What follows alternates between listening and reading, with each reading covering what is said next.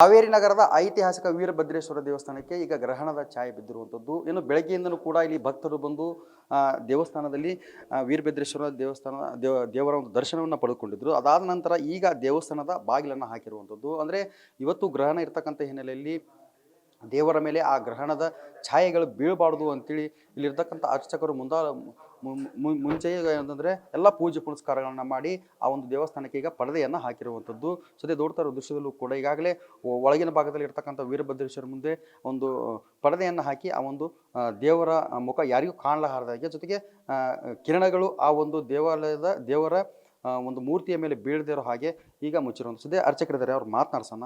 Sir, ಏನು ವಿಶೇಷ?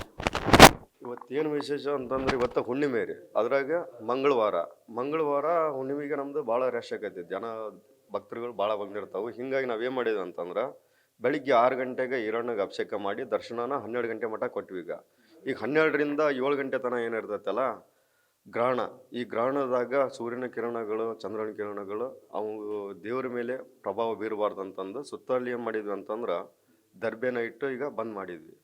7 ಗಂಟೆ ತನಕ ಬಂದ್ ಮಾಡ್ತೇವ್ರಿ, ಯಾರಿಗೂ ದರ್ಶನ ಕೊಡಂಗಿಲ್ಲ. ಆಮೇಲೆ 7 ಗಂಟೆಲಿಂದ ಏನೈತಲ್ಲ ಮತ್ತೆ ಅಭಿಷೇಕ ಮಾಡಿ ಹಿರಣ್ಣಗೆ ಹಾಲಿನಿಂದ ತೊಳೆದು ಮತ್ತು ಪೂಜೆ ಮಾಡಿ ಮತ್ತೆ ದರ್ಶನಕ್ಕೆ ಬಿಡ್ತೀವಿ.